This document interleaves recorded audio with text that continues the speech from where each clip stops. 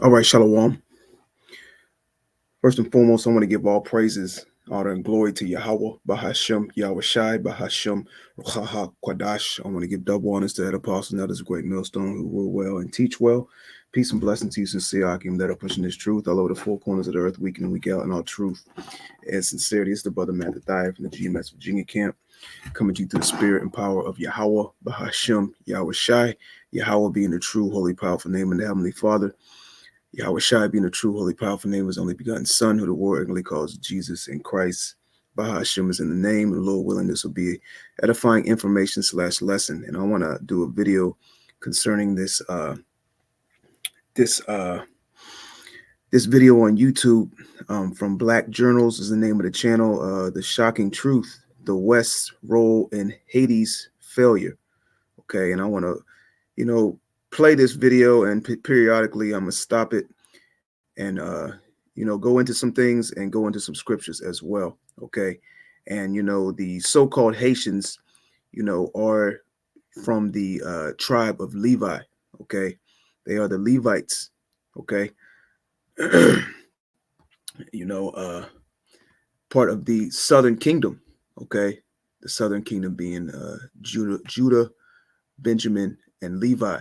All right, Judah being the head tribe, and Esau has had his primary focus was targeted on the Judites, okay, the tribe of Judah, all right, but his second focus was upon Benjamin and Levi, okay, and then following, the rest of the tribes, so to speak, because like the saying goes, you take you cut the head off, all right, and the body will follow, will fall, all right.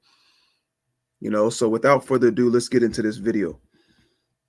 Earl of the Antilles had just marked her independence 29 days ago, being the 1st of January, 2024. Jean-Jacques Dessalines, the then Emperor of Haiti, September 1758 to October 1806, led armies to defeat France to become the first free colonial society in 1804, January 1st. It was the greatest slave uprising since Spartacus. It was a powerful reminder that Black liberation could be achieved. Haiti is not a story of rags to riches gone wrong. It is a canvas painted with both the fiery hues of revolution and the somber shades of struggle, where shadows cast by the West play a complex and nuanced role. To call Haiti a failure is to ignore the shackles forged in colonialism, the scars of intervention, and the whispers of a resilient spirit fighting for its own narrative. From the ashes of sugar cane and blood, Haiti, the first free Black nation, rose in defiance. Yet, freedom came at a cost. France, the vengeful ex-colonial master, demanded an indemnity so crippling it choked the newborn nation's breath. This, the first in a long line of external burdens, saddled Haiti with a debt it would spend over a century toiling to repay. Across the ocean, whispers of a new empire stirred. The United States, draped in the cloak of manifest destiny, saw Haiti as a ripe banana in its Caribbean fruit salad. Invasions and occupations carved their scars onto the nation's map, leaving behind puppet regimes and a disillusioned populace. While pretentiously maintaining order, these interventions sowed the seeds of distrust and... Now you see the cross right here, all right? Because when they went amongst these lands, these islands, these different territories where the so-called Negroes, Latinos, and Native Americans dwelt, not only did they, bring disease, bring trickery, lies, all right, robbery, oppression, death, rape. They also brought their doctrines and religions, which they forced upon, mainly concerning this particular topic, the so-called Haitians, man. All right. Dependence, feeding the cycle of instability that would plague Haiti for generations. Yeah, and that's what Esau, he's all about. Okay, he comes, crouching like he's a friend, and he's trying to help you. He's trying to benefit your people, your population, all right, your land, etc. but he's really there, okay, for another reason. He has ulterior motives, okay. He's there to actually keep your land, your country, your people unstable and dependent on who? Dependent on him. All right. Which this video goes into in depth.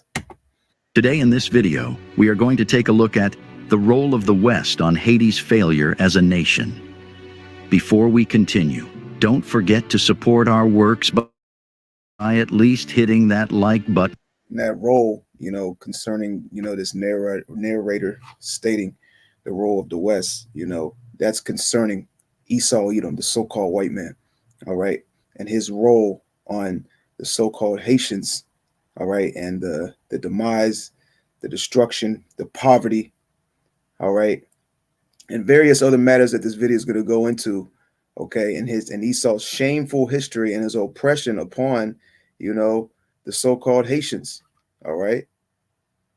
And real quick, let's go into a scripture real quick before we go any further. Let's go to Isaiah, the 29th chapter. Let's go to the 15th verse. It says, "Woe unto them that seek deep to hide their counsel from the Lord, and their works are in the dark, and they say, who seeth us and who knoweth us?" Okay. And this is a matter, a planned agenda, that was, talked about and formed and put together strategically amongst these secret councils of these wicked elites, all right, back in that era and time, okay. And now, with technology and various other things, the history and things that Esau has sought to keep in the dark and keep hidden are, being brought to light, just like the scripture said it would, okay. Esau's shameful works, his shameful history, his track record, is being brought to the forefront, man, okay, for the whole world to see. Before your view. Share information with your families and friends to keep spreading the enlightenment, and kindly subscribe to help in building the rising membership of this channel. Every support you give means a whole lot to us. Poverty and misery in Haiti are human created. The root causes are the political and economic systems which have dominated Haiti for over 182 years. Yeah, he said poverty and misery were human created, which we know Yahweh Shem Shai ultimately, did this to the so-called Haitians. Ultimately, he controls everything, and he controls the people that oppress and do these things to you so-called Negroes, Latinos, and Native Americans, man. Okay. I'm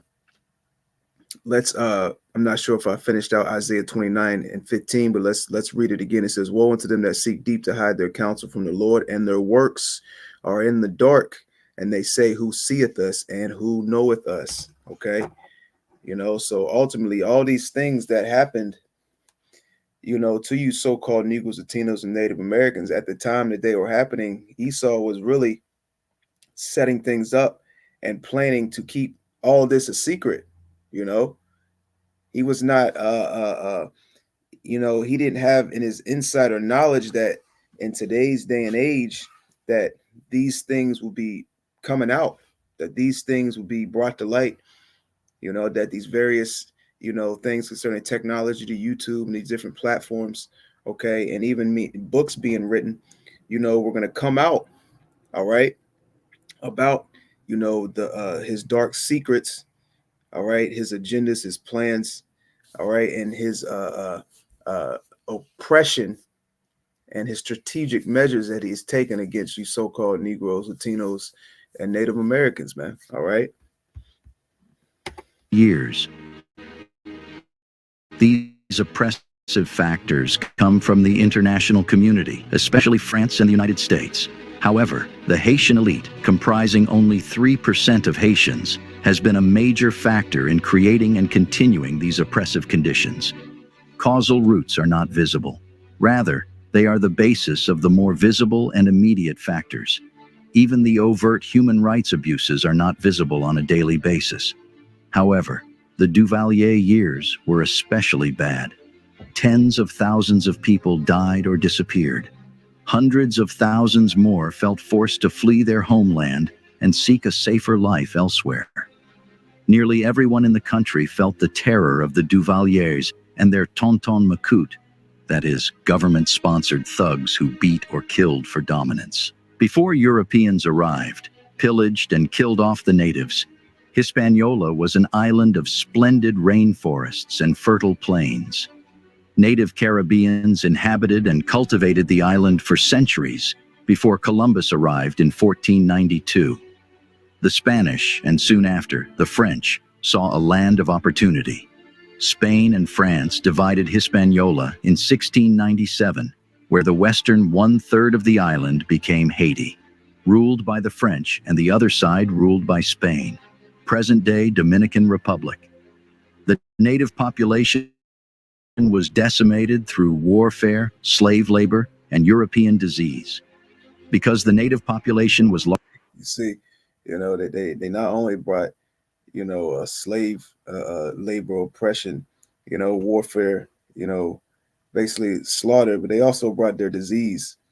Okay, and a lot of these diseases that they brought with them, they were they had a what's the word I'm looking for? Um, they were brought over to be spread upon, you know, these people on purpose.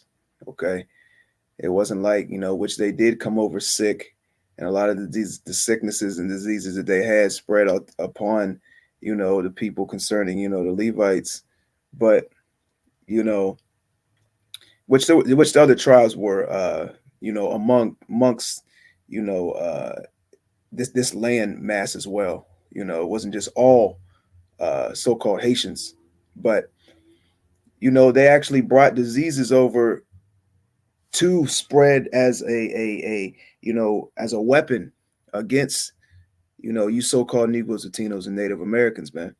All right, it there was a purpose. They were purposely spreading diseases that they know that were going to affect the people to the point where they wouldn't be able to have a strong enough immune system to fight against it, and ultimately will result in them being weak, so they can't fight in battle, and ultimately be put to death, okay, or die from their illnesses.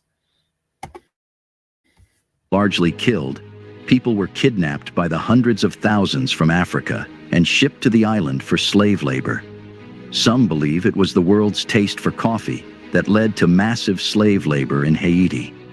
Haiti, once called the Jewel of the Antilles, was the richest colony in the world. So Haiti, you heard what he said. Haiti was once the richest colony in the world. Let's run it back. Haiti, once called the Jewel of the Antilles, was the richest colony in the world. So Haiti was once the richest colony in the world, and now when you look at Haiti is the one of the poorest places on earth. Okay, let's pull out a scripture real quick. Let's go to Isaiah the 42nd chapter, and let's go to the 22nd verse. It says, "But this is a people robbed and spoiled. They are all they are all of them snared in holes, and they are hid in prison houses. They are for prey, and none delivereth, for a spoil, and none saith restore." Okay, and that's talking about you Israelites, man. Okay, we are a robbed and spoiled people, and this has been done by the Most High Yahweh. This is the punishment that He has put upon us because we wanted to do what? We wanted to be like these other nations. We wanted to, or we did forsake the knowledge of the true knowledge. The knowledge of the Scriptures, following the law, statutes, and commandments. And we wanted to seek the knowledge of these other nations, man. Okay, so Yahweh Shem Yahushua put us under the curses, man, which those curses are upon us even unto this day. All right. And going into this video, you're witnessing the history, and you're witnessing basically the curses that the Lord put upon us, man. All right. It says, but this is a people robbed and spoiled. They are all of them snared in holes, and they are hid in prison houses. They are for prey, and none delivereth. So Yahweh Shem Yahushua set us out and placed us in these different particular areas of the earth to be a prey, to be preyed upon. Okay, to be robbed, to be spoiled, to be our lands taken, to our lands to be burned up, for us to be devoured, man. It says, they are for prey, and none delivereth, for a spoil, and none saith restore. Okay, and you know, this video goes into how the so-called white man basically ran through these lands, uh, set up his system, and even charged. He even which it goes into. Let me find that real quick. Bear with me one moment.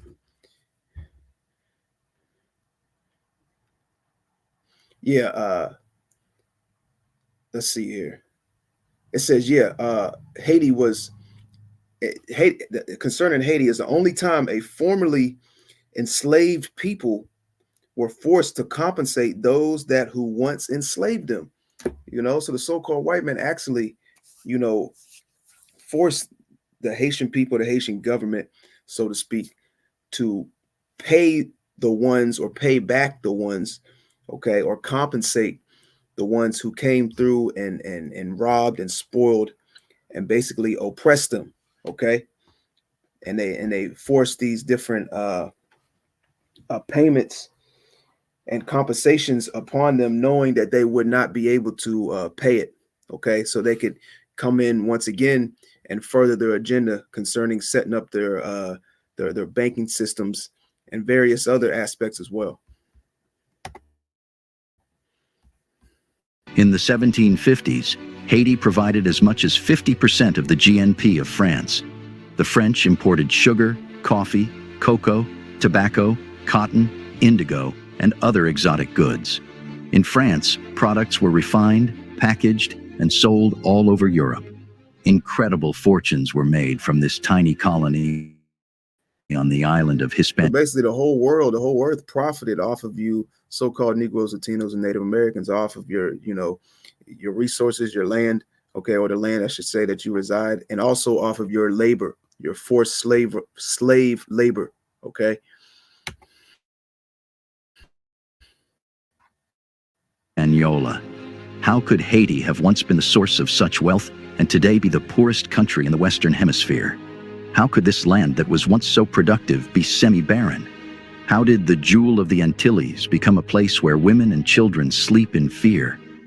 Following the assassination of the Haitian president in the month of July 1915, President Woodrow Wilson sent the United States Marines into Haiti to restore order and maintain political and economic stability in the Caribbean. This occupation continued until 1934.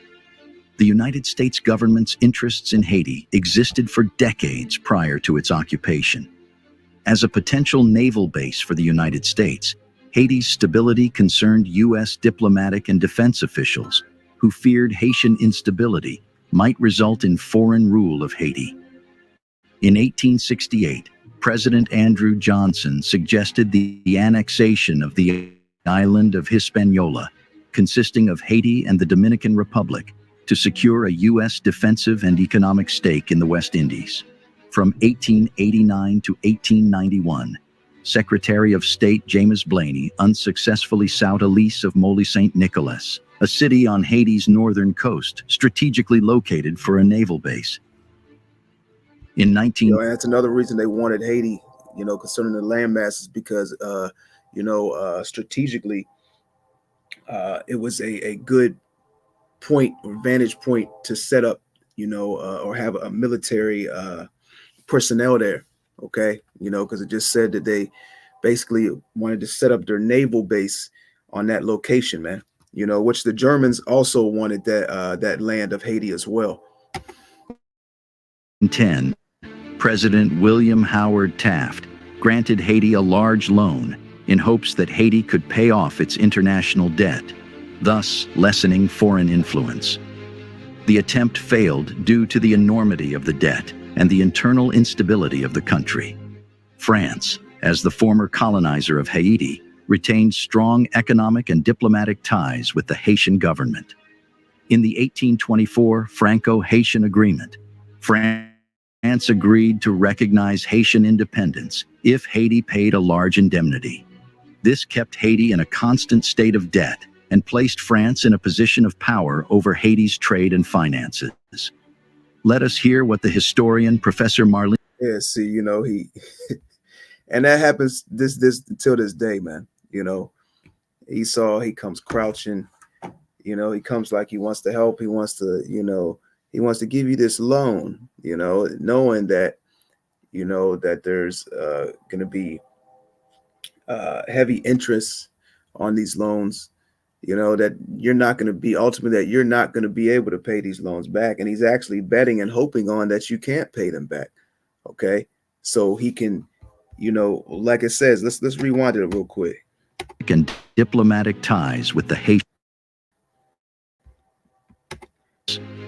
The attempt failed, granted Haiti a large loan in hopes that Haiti could pay off its international debt, thus lessening foreign influence. The attempt failed due to the enormity of the debt and the Yeah, so he gave him a large loan that they would not be able to repay. Okay, and these devils knew that. All right, and there was an agenda behind that. internal instability of the country. France, as the former colonizer of Haiti, retained strong economic and diplomatic ties with the Haitian government.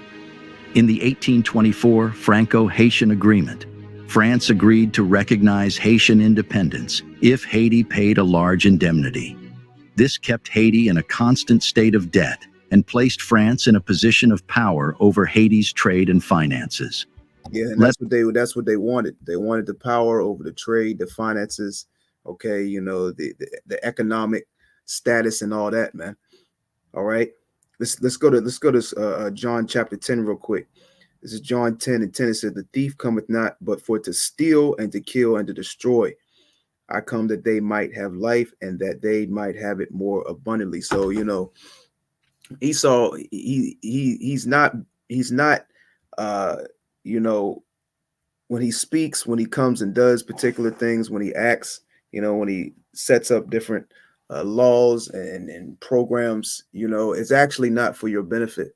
It's actually for your demise and your destruction, and to further his plans and his agendas, man. Okay, let's read that again. It says, "The thief cometh not, but for to steal and to kill and to destroy." All right, and that's this man's MO. Let us hear what the historian Professor Marlene L. Doubt has to say about France's extortion of Haiti. She calls it the greatest heist in history. After enduring decades of exploitation at the hands of the French, Haiti somehow ended up paying reparations to the tune of nearly $30 billion in today's money. This was in addition to the cruel. Ooh, got to rewind that. Marlene L. Doubt has to say about France's extortion of Haiti. She calls it the greatest heist in history. After enduring decades of exploitation at the hands of the French, Haiti somehow ended up paying reparations to the Yo, so Haiti was forced to pay reparations to Esau, man. Okay, to France, to Spain, all right, etc. You know, tune of nearly $30 billion in today's money. This was in addition to the cruel slavery they had suffered. How does that sound? Much of the reparations debate, said the historian Professor Doubt, has revolved around whether the United States and the United Kingdom should finally compensate some of their citizens for the economic and social costs of slavery that still linger today. But to me, that's never going to happen, man. All right, you know, yeah, Esau that done came through your land, done raped, robbed, murdered, you know, burned, destroyed, and he, by the power of his pen, says, guess what? You got to pay reparations. Okay, you got to pay us. You got to compensate us for the money that we lost through various things that happened on your land. Okay, it's said in the amount of $30 billion, man. Okay, and to this day, we still got our people hoping, praying, begging to this devil for reparations, man. This devil's not going to give you reparations, man. Okay, And if he does so-called quote unquote give you some form of reparation, you know, there's going to be strings attached to it. Okay. Let's go into this definition of the word extortion real quick. It says extortion is the crime of obtaining something from someone, especially money, by using force or threats. Okay. It says blackmail, oppression, all right, compulsion, all right. And this is, you know, Esau's MO. All right. Let's get a scripture real quick. Bear with me one moment.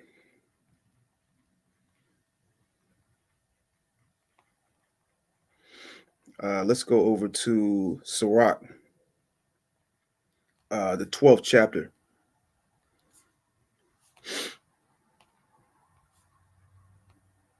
And let's go down to verse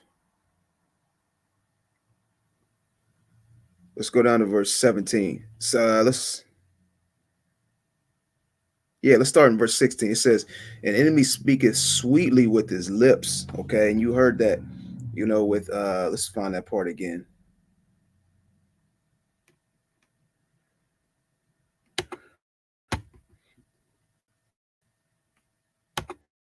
And the internal instability Let's back up a little bit more. To St. Nicholas, a city on Haiti's northern coast, strategically located for a naval base. In 1910, President William Howard Taft granted Haiti a large loan in hopes that Haiti could pay off its international debt. Yeah, so that's the form of this devil speaking sweetly with his lips. Offering loans, offering this type of aid, this, that, and so forth. A so-called structure, a system that so-called help the people, right? To help these so-called Haitians, right? To bring stability, and using his smooth and sweet words, but ultimately, like the scripture says, though his words were smooth as butter, guess what? War was in his heart. Let's keep reading. Let's go down to back in Sirach 12 and 16. The enemy speaketh sweetly with his lips, but in his heart he imagineth how to throw thee into a pit. Okay. Thus lessening foreign influence. The attempt failed due to the enormity of the debt and the internal instability of the country. France, as the former colonizer of Haiti, retained strong economic and diplomatic ties with the Haitian government. In the 1824 Franco-Haitian Agreement, France agreed. All right, it says, an enemy speaketh sweetly with his lips, but in his heart he imagined how to throw thee into a pit. He will weep with his eyes, but if he find opportunity, okay, if he find opportunity, he will not be satisfied with blood. All right. And he found opportunity in the land of Haiti, okay, as well as many, geographical positions on the earth that you so-called Negroes, Latinos, and Native Americans dwelt. All right. It says, if adversity come upon thee, thou shalt find him there first. All right. Esau's at the forefront of, the oppression, the slavery, the murder, the robbery, all right, the bloodshed of you so-called Negroes, Latinos, and Native Americans, man. All right, it says, if adversity come upon thee, thou shalt find him there first. And though he pretend to help thee, yet shall he undermine thee. All right, and like you just heard, and his loans that he was given to the so-called Haitians to pay back, and all an effort ultimately, quote unquote, to pay back their debts. All right, but at the end of the day, he wanted them further in debt so he could take more control of what they had, and and ultimately the fruitful land, because that landmass of Haiti is and was very, very fruitful. Okay, and basically Esau got rich off that land from the various from the sugar, the coffee, okay, and various other things that the wealth, the gold, you know, things that come from the earth from these different particular land masses, man. That's what Esau's interests are always in. Okay, it says, though he pretend to help thee, Salaki, though he pretend to help thee, yet shall he undermine thee. He will shake his head, clap his hands, and whisper much, and change his countenance. Okay. And as you look at Haiti today, This is what the so-called white man is doing. All right. He's shaking his head. All right. He's whispering much. Haiti went from one of the, very fruitful, richest places, okay, concerning, the substance of the land, etc., to now they're the most poorest, place on earth. Okay. Let's jump right back into this video. But to me, there's never been a more clear-cut case for reparations than that of Haiti. I'm a specialist on colonialism and slavery, Professor Doubt further affirms. And what France did to the Haitian people after the Haitian Revolution is a particularly notorious example of colonial theft. France instituted slavery on the island in the 17th century, but in the late 18th century, the enslaved population rebelled and eventually declared independence. Yet, somehow, in the 19th century, the thinking went that the former enslavers of the Haitian people needed to be compensated rather than the other way around. Just as the legacy of slavery in the United States has created a gross economic disparity between black and white Americans, the tax on its freedom that France forced Haiti to pay, referred to as an indemnity at the time, severely damaged the newly independent country's ability to prosper. Haiti officially declared its independence from France in 1804. In October 1806, the country was split into two, with Alexandre Pétion ruling in the south and Henri Christophe ruling in the north. Despite the fact that both of Haiti's rulers were veterans of the Haitian Revolution, the French had never quite given up on reconquering their former colony. In 1814, King Louis XVI, who had helped over... The so-called Haitians, they revolted and basically rebelled and fought back against Esau. But it's one thing about this devil, he's never going to let you have your own, you so-called Negroes, Latinos, and Native Americans, have your own structure, your own government, establish your own thing and not be dependent on him. All right. It's not going to happen, man. Okay. You can go into history, and even later in history concerning, Black Wall Street, these various different groups and organizations that you so-called Negroes, Latinos, and Native Americans started, they were all dismantled by the so-called white man. Okay. He's always going to have you at a state where you need him. All right. You got to be dependent on him. And that goes back to what? That goes back to the curses, man. Okay. Matter of fact, let's get that real quick, because it says that in Deuteronomy 28 chapter, that you're going to have to come before this man in the want of all things. All right. Let's see. Well, first, let's go to Deuteronomy 28 and 43. It says, the stranger that is within thee shall get up above thee very high, and thou shalt come down very low. He shall lend to thee, and thou shalt not lend to him, and he shall be the head, and thou shalt be the tail. Okay. So, these curses that the Lord put upon us makes us dependent in one way, shape, form, or another upon, our oppressor, upon the so-called white man. All right. It says, moreover, all these curses shall come upon thee and shall pursue thee and overtake thee till thou be destroyed, because thou hearkenest not unto the voice of the Lord thy power Yahweh to keep his commandments and his statutes, which he commanded thee. So these curses were put upon all the tribes. Okay. Were put upon you so-called Negroes, Latinos, and Native Americans, because, we wanted to be like the other nations, man.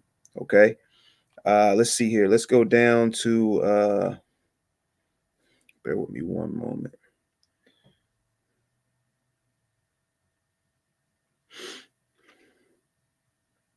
Matter of fact, I'm going to continue to play this video while I find this verse.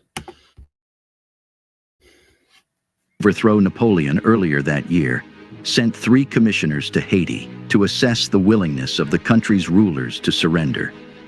Christophe, having made himself a king in 1811, remained obstinate in the face of France's exposed plan to bring back slavery.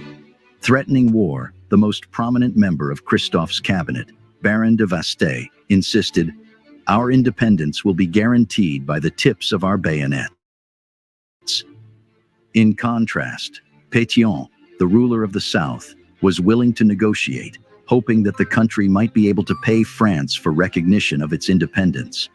In 1803, Napoleon had sold Louisiana to the United States for 15 million US dollars.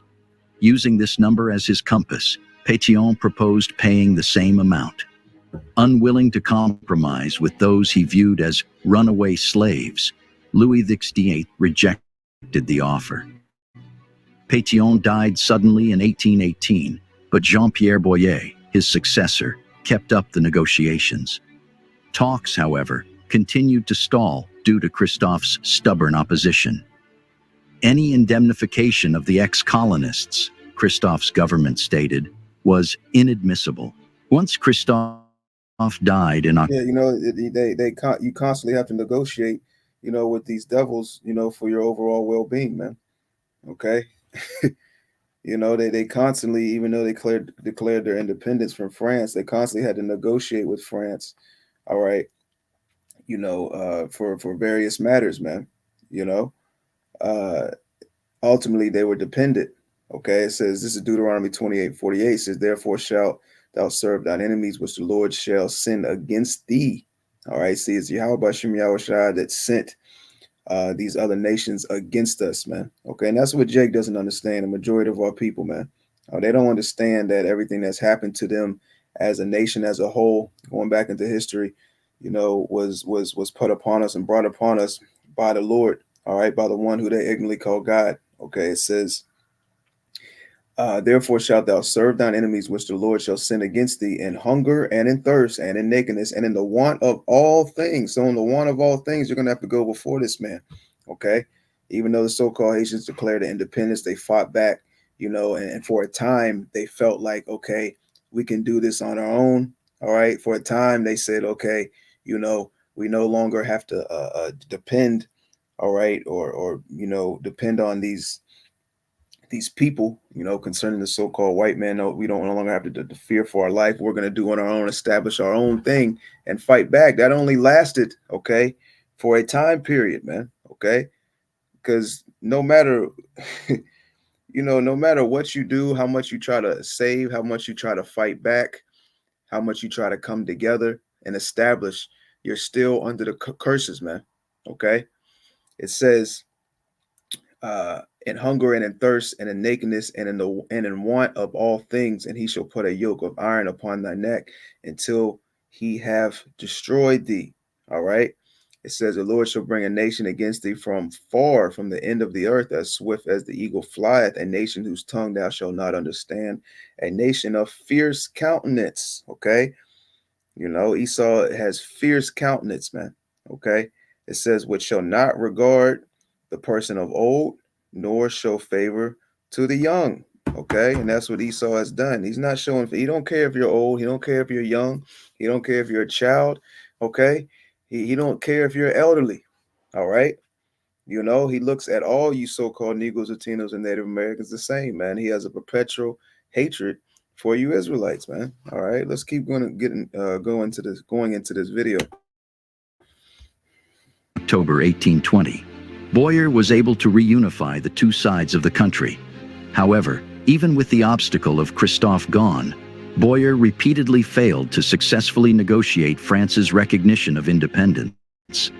Determined to gain at least suzerainty over the island, which would have made Haiti a protectorate of France, Louis XVI's successor, Charles X, rebuked the two commissioners Boyer sent to Paris in 1824 to try to negotiate an indemnity in exchange for recognition. On April 17, 1825, the French king suddenly changed his mind. He issued a decree stating France would recognize Haitian independence, but only at the price of 150 million francs, or around 10 times the amount the U.S. had paid for the Louisiana territory. The sum was meant to compensate the French colonists for their loss. So France basically said, we'll recognize your independence only if you pay us a certain amount of money, which they knew they wouldn't be able to pay it. Okay. Lost revenues from slavery. And on top of that, they wanted what? They wanted reparations for them.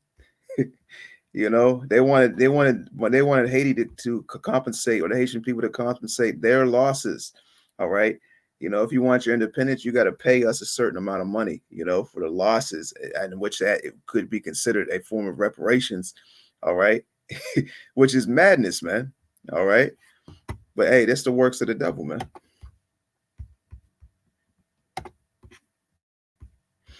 Paid for the Louisiana Territory. The sum was meant to compensate the French colonists for their lost revenues from slavery. Baron de Macau, whom Charles X sent to deliver the ordinance, arrived in Haiti in July, accompanied by a squadron of 14 brigs of war carrying more than 500 cannons. Rejection of the ordinance almost certainly meant war. This was not diplomacy. It was extortion.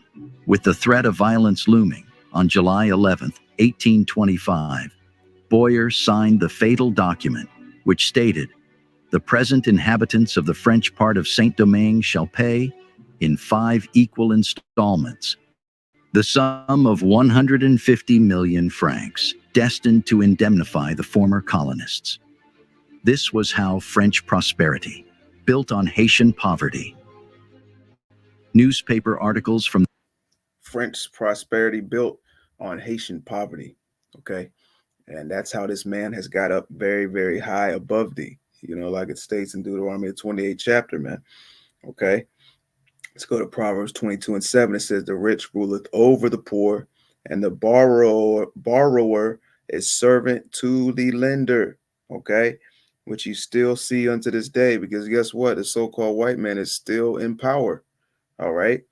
He's been put in that rulership seat position, and he's able to do these things, because of the power that was given to him by Yahweh Shai, man. All right. Micah, the 2nd chapter, man. Okay.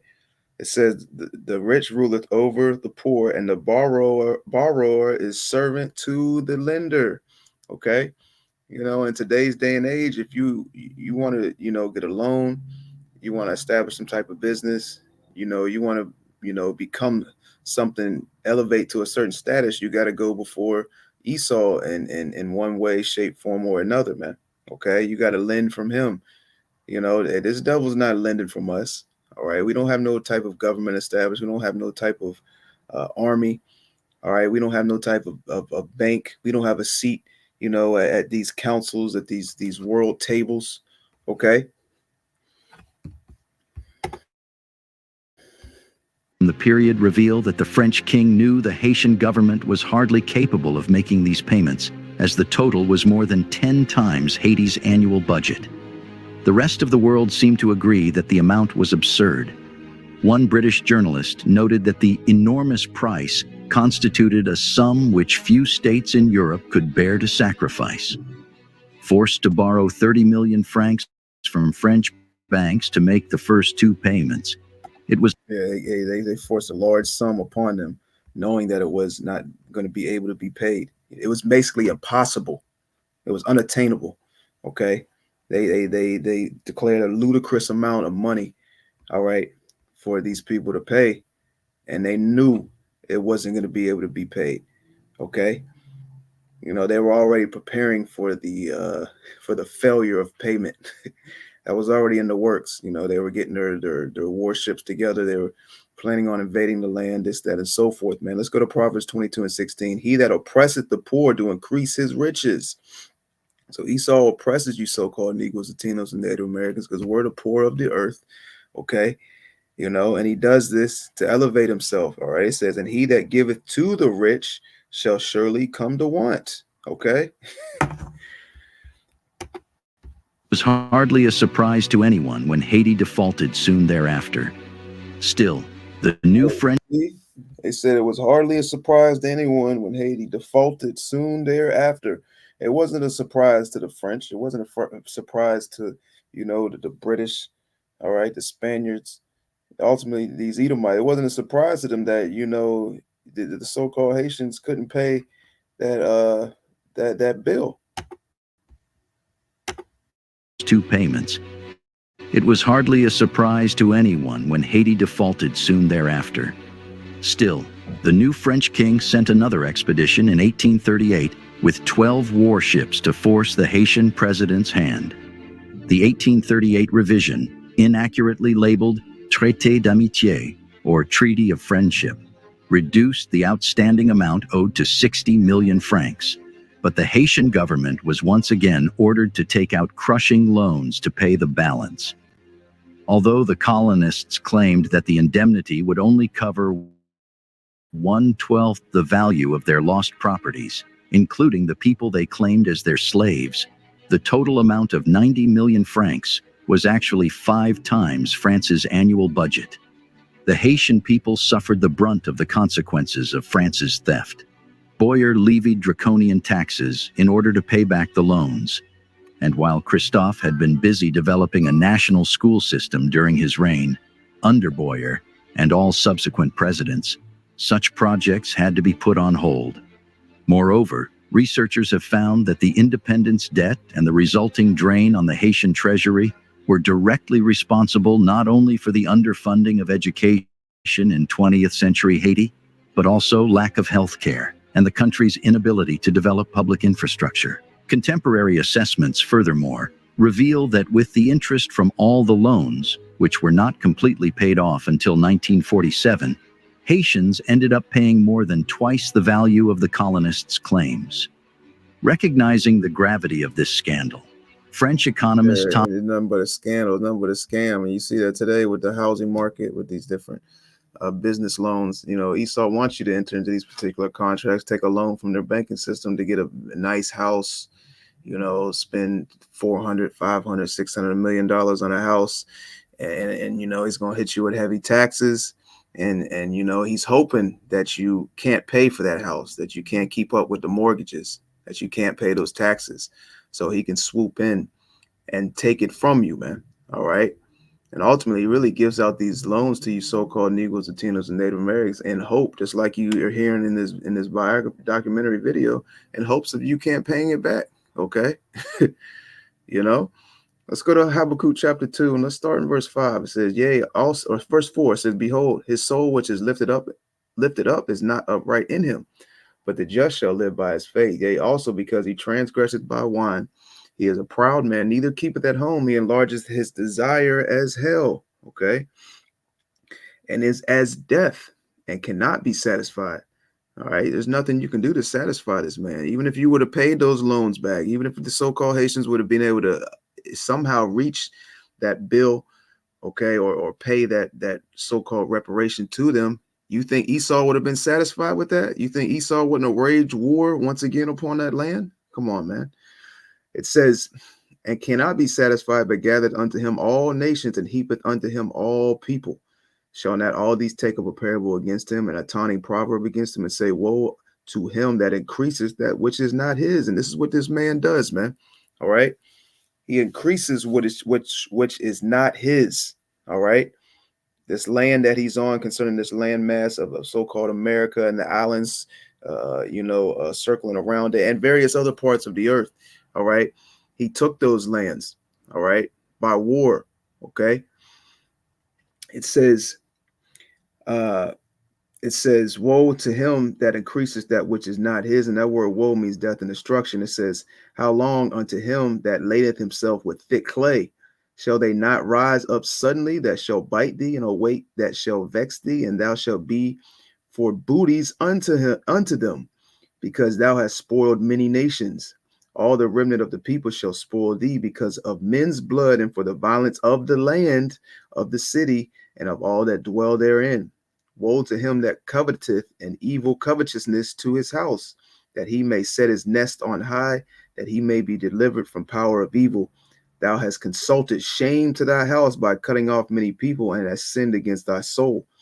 For the stone shall cry out of the wall, and the beam out of the timber shall answer it. Woe to him that buildeth a town with blood, and established a city by iniquity. And that's what Esau Edom has done, man. He's built and established his resting place, his nest, okay, his town, by the bloodshed of you so-called Negroes, Latinos, and Native Americans, man. All right. You know, and a lot of our people want to be willfully ignorant of the dark history of the so-called white man, his track record, and his heavy oppression upon you so-called Negroes, Latinos, and Native Americans. And you can ignore it all you want. All right. You can ignore it all you want, but soon, guess what? It's going to be right in your face, man. Okay. Revelation 12 and 12. Soon this devil's going to come down hard. Okay. Harder than all the times that he has come down upon you, so called Negroes, Latinos, and Native Americans, man. It's going to trump these times that this documentary is going into, man. Okay. Concerning the times that we're coming into, concerning what? Jacob's trouble, man. All right. Let's continue on. Thomas Piketty acknowledged that France should repay at least $28 billion to Haiti in restitution. Former French presidents, from Jacques Chirac to Nicolas Sarkozy to Francois Yeah, and then Esau ain't gonna do. He ain't paying no reparations, to this group of people. He's referring to as the Haitians. All right, because if he did that, guess what? These other nations, as well as these other tribes, concerning you Israelites, man. All right, are gonna step up and want that as well, man. All right, you're gonna even have some, because Esau's done, horrific acts amongst these other nations upon the earth as well, man. All right. So if he does that, guess what? He's going to get an influx of people standing up and wanting the same thing. Okay. So we know this devil's never going to do that. And even if he does, like I read earlier, though he pretend to help thee, it's going to come it's going to come with strings attached, man. Okay. So if you so-called Negroes, Latinos, and Native Americans see any type of benefit or payback or reparations, so to speak, it's going to come with what? It's going to come with a tag. It's going to come with a price, and we ultimately could see when this devil pushes this MOTB on a high level, we could see a form of that. Okay. But you're going to guess what? You're going to have to take that C hip, man. All right. Let's continue on. Hollande have a history of punishing, skirting, or downplaying Haitian demands for recompense. In May 2015, when French President François Hollande became only France's second head of state to visit Haiti, he admitted that his country needed to settle the debt. Later, realizing he had unwittingly provided fuel for the legal claims already prepared by attorney Ira Kurzban on behalf of the Haitian people, former Haitian President Jean-Bertrand Aristide had demanded formal recompense in 2002. Hollande clarified that he meant France's debt was merely morale. To deny that the consequences of slavery were also material is to deny French history itself. France belatedly abolished slavery in 1848 in its remaining colonies of Martinique, Guadeloupe, Réunion, and French Guiana, which are still territories of France today. Afterwards, the French government demonstrated. Yeah, because Esau, when he says he abolished slavery, that just means he's performing and pushing another a strategy upon those people, man. Okay, he's moving on with the next process. All right, that the first process was complete. That you can check off that checkbox. The damage was done. Now let's further our agenda and our plans. All right, let's go to Habakkuk. Continue in Habakkuk chapter 2, and let's go down to verse 15. It says, woe unto him that giveth his neighbor drink, and putteth thy bottle to him, and maketh him drunken also, that thou mayest look on their nakedness. And this is what the so-called white man has done. All right. It says, verse 16, thou art filled with shame for glory. Drink thou also, and let thy foreskin be uncovered. The cup of the Lord's right hand shall be turned unto thee, and shameful spewing shall be on thy glory. Okay. And then Esau doesn't want his history out there like that, man. Okay. This is the shame, the shameful history of the so-called white man. All right. These average, everyday, so-called good, upstanding citizenal Edomites, hey, they don't like talking about this. They don't like talking about what their ancestors have done, their great grandfather has done. Okay. How they oppressed heavily you so-called Negroes, Latinos, and Native Americans. They don't like talking about hardcore slavery, man. All right. What do they always say? Well, I didn't do that. It wasn't me. It says, let's see, where was I at? Yeah, and shameful spewing shall be on thy glory, for the violence of Lebanon shall cover thee, and the spoil of beasts which made them afraid, because of men's blood, and for the violence of the land, of the city, and of all that dwell therein. What profiteth the graven image that the maker thereof have graven it, the molten image, and a teacher of lies? All right. And this is what Esau is. He's a teacher of lies. Okay. It says that the maker of his work trusteth therein to make dumb idols. And that's what Esau also brought upon you Israelites, man, his idols.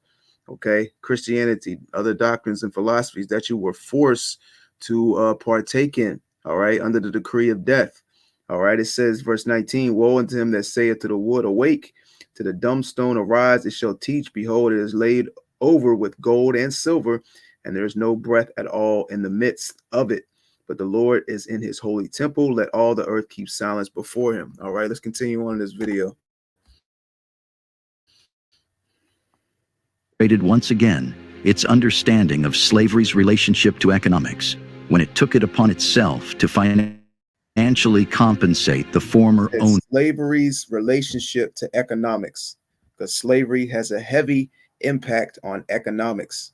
And Esau, mainly concerning these wicked elites, they know that, all right, and they thrive upon that, okay? Of enslaved people. The resulting racial wealth gap is no metaphor. In metropolitan France, 14.1% of the population lives below the poverty line. In Martinique and Guadeloupe, in contrast, where more than 80% of the population is of African descent, the poverty rates are 38% and 46%, respectively. The poverty rate in Haiti is even more dire at 59%. And whereas the median annual income of a French family is $31,000, it's only $450 for a Haitian family. These discrepancies are the concrete consequence of stolen labor from generations of Africans and their descendants. And because the indemnity Haiti paid to France is the first and only time a formerly enslaved people were forced to compensate those who had once enslaved them, Haiti should be at the center of the global movement for reparations. However, the United States occupation of Haiti began on July 28, 1915, when 330 U.S. Marines landed at Port-au-Prince, Haiti, after the National City Bank of New York convinced the President of the United States, Woodrow Wilson, to take control of Haiti's political and financial interests. The July 1915 invasion took place following years of socio-economic instability within Haiti that culminated with the lynching of President of Haiti, Vilbrun Guillaume Sam, by a mob angered by his decision to order the executions of political prisoners. The invasion and subsequent occupation was promoted by growing American business interests in Haiti, especially the And a lot of, and you know, the times when, when these particular people, these nations have a sort of a structure or a government set up, and they seem like they got some hope, okay, or they elect a leader of their own nation. Guess what? That leader, that president, that governor, that person of so-called high value. Guess what? That was implemented, and they were put there, all right, by your enemies, by your oppressors. Okay, strategically, they put them amongst, uh, you know, this certain people, to basically push the interests, okay, of the so-called white man, all right, which we still see to this day, man. Okay. National City Bank of New York, which had withheld funds from Haiti and paid rebels to destabilize the nation through the Bank of the Republic of Haiti with an aim at inducing American intervention. Although unhappy about the Haitians' close connection to France, the United States had become increasingly concerned with heightened German activity and influence in Haiti. At the start of the 20th century, German presence increased, with German merchants establishing trading branches in Haiti that dominated commercial business in the area. German men married Haitian women to get around laws denying foreigners land ownership and established roots in the community. The United States considered Germany its chief rival in the Caribbean and feared German control of Haiti would give them a powerful advantage in the region. As a result of increased instability, Haiti was a vantage point, was for war, and tactically, its geographical point on the earth, was a sought after land, by these different nations, man. Germany, United States, okay. So you not only had, the French, the Spanish, the so-called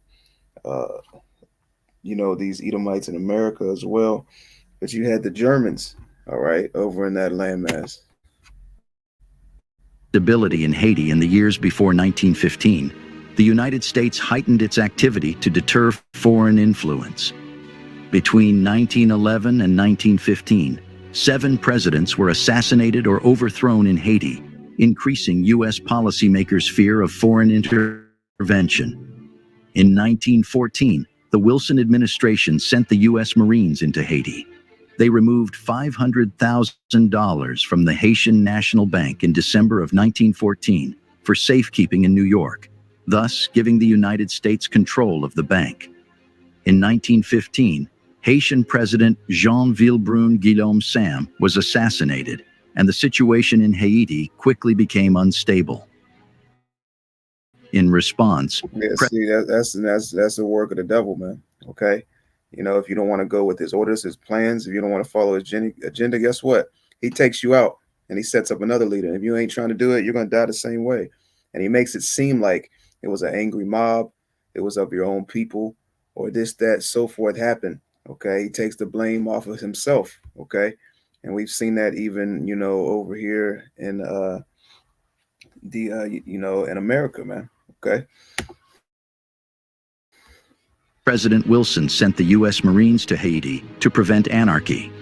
In actuality, the act protected U.S. assets in the area and prevented a possible German invasion. The invasion Yeah, see, he saw cause, disruptment, all right, discourse among these people, and then he'll, you know, send aid like he's concerned, with the well-being of these people when he has ulterior motives. Okay, and that's how this man rules. He rules out of order, out of chaos. He causes the problem, and then here he comes to the rescue, right? But like you heard this narrator just say, it was really to control and protect the assets in that land. President Wilson sent the U.S. Marines to Haiti to prevent anarchy. In actuality, the act protected U.S. assets in the area and prevented a possible German invasion. The invasion ended with the Haitian-American Treaty of 1915. The articles of this agreement created the Haitian Gendarmerie, essentially a military force made up of U.S. citizens and Haitians and controlled by the U.S. Marines. The United States gained complete control over Haitian finances and the right to intervene in Haiti whenever the U.S. government deemed necessary. The U.S. government also forced the And that was one of their ultimate goals for that land, to have that full dominance, okay, that full control. All right. election of a new pro-American president, Philippe Soudre d'Artiganave, by the Haitian legislature in August 1915. The selection of a president that did not represent the choice of the Haitian populace increased unrest in Haiti. Following the successful manipulation of the 1915 elections, the Wilson administration attempted to strong-arm the Haitian legislature into adopting a new constitution in 1917. This constitution allowed foreign land ownership, which had been outlawed since the Haitian Revolution, as a way to prevent foreign control of the country. Extremely reluctant to change the long-standing law, the legislature rejected the new constitution. Lawmakers began drafting a new anti-American constitution, but the United States forced President d'Artiganave dissolve the legislature, which did not meet again until 1929. Some of the gendarmerie's more unpopular policies, including racial segregation, press censorship, and forced labor, led to a peasant rebellion from 1919 to 1920.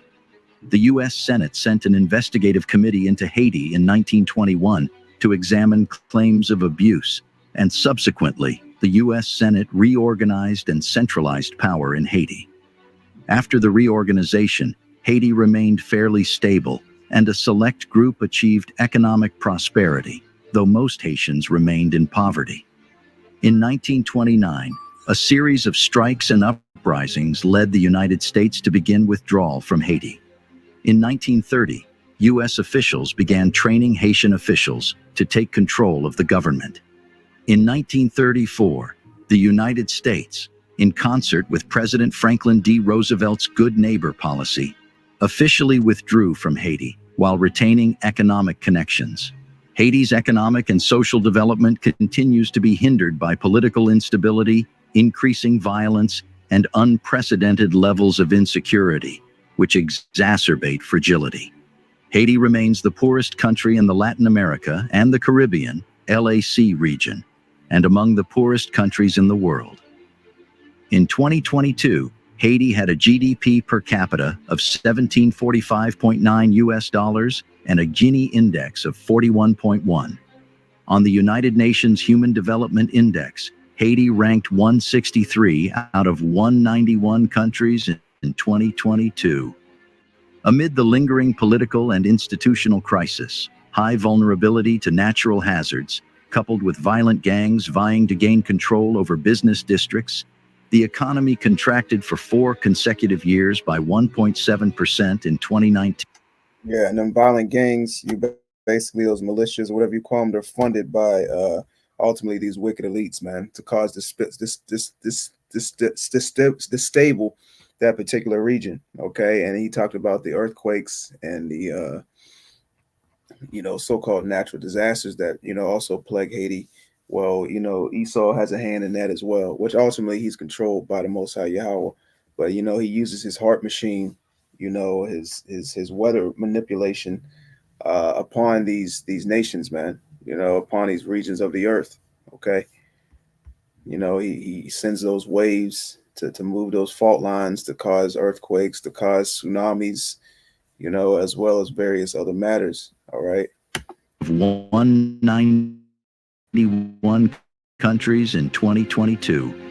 Amid the lingering political and institutional crisis, high vulnerability to natural hazards, coupled with violent gangs vying to gain control over business districts, the economy contracted for 4 consecutive years by 1.7% in 2019, 3.3% in 2020, 1.8% in 2021, and 1.7% in 2022. GDP is expected to contract by 2.5% in FY23. In the baseline, growth is expected to firm up into positive territory with a rebound of 1.3% in 2024, assuming the stabilization of the political context and improvements in security. In such a See, and these guys, let me go back. These guys are all pawns. All right, they're all set up by Esau. Okay, so and they use people of of your own nation to to keep you in the dark, to persuade you, to convince you. All right, to do ultimately what Esau wants you to do, man. Okay, he sets up leaders. Matter of fact, let's get that, of your own nation amongst you for you to follow and be guided by. Okay, this is Isaiah 3 and Slaki. That's not the one I'm looking for. Bear with me one moment.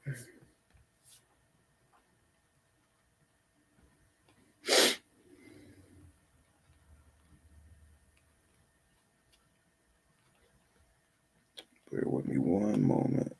All right, let's go. I know it's in Isaiah. It might be 9. Yeah. Isaiah 9. Isaiah 9 and 16.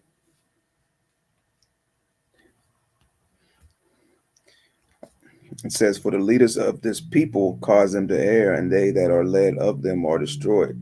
And Esau, Edom, has set up leaders of these so-called Negroes, Latinos, and Native Americans." Okay. Amongst these nations that are outside of America, Esau sets up leaders in the presidential, in the government. Okay. People of that particular nation, like concerning this video, the so-called Haitians, concerning the Levi, concerning tribe of Levi, but they're controlled by these wicked elites, man. They're in Esau's pocket. Okay. Over here in the Americas, concerning the leaders of these so-called Negroes, Latinos, and Native Americans, he sets up who? He sets up these celebrities, these Hollywood actors, these entertainers, these sports figures, man. Even these people that have somewhat of a voice, in politically, okay, etc. That might be of the so-called Negroes, Latinos, and Native Americans. Guess what? They're in Esau's pocket as well, man. All right, and this is what a lot of our people are ignorant to, man. Okay, especially the older generation, man. All right. with a rebound of 1.3% in 2024, assuming the stabilization of the political context and improvements in security. In such a context, past gains in poverty reduction have been undone. While recent poverty data are unavailable, the latest high-frequency phone survey, HFPS, fielded in March 2023, indicates that two-thirds of households experienced a reduction in their income, which is partly explained by a deterioration in labor market conditions and a drop in remittances from abroad. Only 38% of HFPS respondents in March 2023 reported working in the past week, compared to 46% at the end of 2021. Moreover, 40% of households reported a reduction in remittances relative to the previous month, and over half reported a decrease in help from family and friends. In line with these results, World Bank estimates show that in 2023, poverty likely increased to 34% at $2.15 per day. International poverty line and 63% at $3.65 per day. Sadly, Haiti remains one of the most vulnerable countries worldwide to natural hazards, mainly hurricanes, floods, and earthquakes.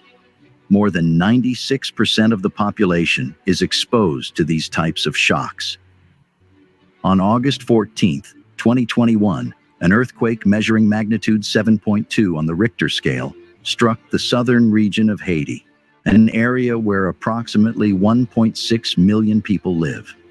The direct human toll of the earthquake resulted in 2,246 deaths, 12,743 injured, and 329 missing in the three departments of the southern peninsula. In terms of infrastructure, 54,000 houses were destroyed, while 83,770 other buildings were damaged, including schools, health facilities, and public. Yeah, and then that's the work of that's the work of the Lord, man. Now Esau very well could have had his hand in that concerning what I was referring to, his heart machines, his weather manipulation programs, allowing, Haiti to build itself up to a certain level, and he moves these fault lines, to add catastrophe, so-called quote unquote, he'll put it as a natural disaster, you know, but ultimately it's all of Yahweh Shem Yahweh Shai. Okay. Let's go to Jeremiah 5 and 19 real quick. It says, "And it shall come to pass when ye shall say, Wherefore doth the Lord our power Yahweh all these things unto us? Okay. Then shalt thou answer them." Okay. Because a lot of our people say, why, when we out there in the highways and byways and we tell them the reason our people have went through all these things and are continually going through all these things is because, the Lord are doing these things unto us, man. Okay. He controls good and evil. All right. He put us through captivity, slavery, oppression, and all the things we're going through unto this day, are brought upon us by the Most High Yahweh, man. Okay, it says, "And it shall come to pass when ye shall say, Wherefore doth the Lord our power Yahweh all these things unto us? Then thou shalt thou answer them, like as ye have forsaken me and served strange gods in your land, so shall ye serve strangers in a land that is not yours." Okay. We served strange gods. We were bowing down to idols. We wanted to be like these other nations, man. Okay. We wanted to follow the knowledge of these other nations. Let's go to real quick. Let's go to Isaiah 5 and 13 real quick. It says, "Therefore my people are gone into captivity because they have no knowledge, and their honorable men are famished, and their multitude dried up with thirst." Okay, so we have no knowledge, as a nation as a whole. Okay, and times past and is now is because we wanted to follow what? The knowledge of the other nations. We wanted to worship their gods. We wanted to call upon, their idols and bow down to them, man. We forsook Yahweh Bashem Yahweh Shah. We forsook the law, statutes, and commandments. Okay. Hey man, when Moses came down off that mountain, what was the nation of Israel doing? Okay. They didn't build they didn't told Aaron to build him a golden calf, you know, with the substance that they got from the Egyptians, all the gold, all right, etc. They were involved in all types of witchcraft and abominations. You know, when they were in cap, they were when the Lord led us out of captivity, out of Egyptian captivity. Jake wanted to go back into captivity, man. Jake wanted to go back under the hand of the Egyptians, man. You know, he wanted to go back into Egypt, man. You know, so this is the punishment of the Lord, man.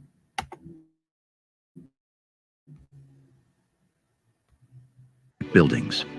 At the government's request, the World Bank worked with development partners to produce a post-disaster needs assessment, PDNA, to estimate the extent of the damage and chart a path to recovery. The results of the assessment indicate a total of more than 1.6 billion US dollars in damage and losses, or 11% of GDP. The same region was impacted in 2016 by Hurricane Matthew, which caused losses and damages estimated at 13% of the 2015 GDP, and the 2010 earthquake, which killed approximately 250,000 people and decimated 67% of the country's GDP. Climate change is expected to increase the frequency, intensity, and impacts of extreme weather events. And Haiti, while making some progress. Yeah, let's see. Esau, oh, he'll portray himself as the good guy. You know, he'll send these earthquakes in. He'll turn up his heart machine, his frequency machines, cause these earthquakes and tsunamis and you know so-called natural disasters, and then he'll come to the aid. Like we're sending aid to help Haiti. You know, this earthquake hit. You know, and we have mass casualties, and the cities are destroyed, and this and that. Well, we're sending this amount of millions or billions of dollars to help aid Haiti in the cleaning up of the streets and you know their houses and this that and so forth, man. Okay. Which when it's all cleaned up, so to speak, they're basically right there at square one once again. But he's not going to send no type of aid just to help y'all and y'all's overall well-being, you know, economically, etc. Okay, that this is how the devil operates, man. Still lacks adequate preparedness and resilience building mechanisms. On the human development front, after 3 years with no laboratory-confirmed cases, Haiti is experiencing a new cholera outbreak, with a total of 3,835 confirmed cases as of August 27, 2023. Improvements in human capital have therefore... Yeah, so Esau sends his once again, Esau sends his diseases through, just like in the beginning of this it's like in the beginning of this documentary, man. You know, Esau brought those diseases over when he came over to this landmass. All right. Well, the same thing's happening today. You know, he's pushing these different diseases upon the people, man. It was strategically, put, okay, in a particular manner, man. All right. And only 78% of 15-year-olds will survive to age 60. In closing, the failure of Haiti as a nation is deeply rooted in a historical legacy of colonization, where the West, in this tragic narrative, emerges as a silent puppeteer, orchestrating a symphony of economic exploitation, political interference, and neglect. While the West cannot be solely blamed for Haiti's challenges, its historical and contemporary actions have undeniably played a significant role in impeding the nation. Right. Had a significant role. And, that's true because some of these other nations as well had a hand in this as well. Okay. Let's go to Joel, the 3rd chapter, and we can close out on that. I'll leave a link in the description box of this video as well. Let's go to Joel, the 3rd chapter. And let's go down to verse 3. It says, "And they have cast lots for my people, and have given a boy for an harlot, and sold a girl for wine, that they might drink. Yea, what have ye to do with me, O Tyre and Zidon, and all the coast of Palestine? Will ye render me a recompense? And if ye recompense me swiftly and speedily, will I return your recompense upon your own head, because you have taken my silver and my gold, and have carried into your temples my goodly pleasant things." All right. It says, "The children also of Judah and the children of Jerusalem have ye sold unto the Grecians, that ye might remove them far from their border." Okay. "Behold, I will raise them out of their place, whither ye have sold them, and will return your recompense upon your own head. So these other nations got to pay as well. All right, we talk a lot about Esau, Edom, but guess what? These other nations, we were in captivity under them as well, and they had a heavy hand in the so-called Negroes, Latinos, and Native Americans oppression. All right, and them being sold over to Esau, Edom, man. Okay, which they still unto this day have a heavy hand in the things that were involved in and the oppression that we're going through, man. Okay. Hey, Lord willing, that was edifying. I want to give all praises, honor, and glory to Yahweh, Bahashim, Yahushai, Bahashim, Rakaha, Kodash. Double honors the head apostle, Nettles, a great meals, and a rule well and teach well. Peace and blessing to you, sincere Akim, that are pushing this truth all over the four corners of the earth, week in, week out, and all truth necessary. To the next time, Shalom.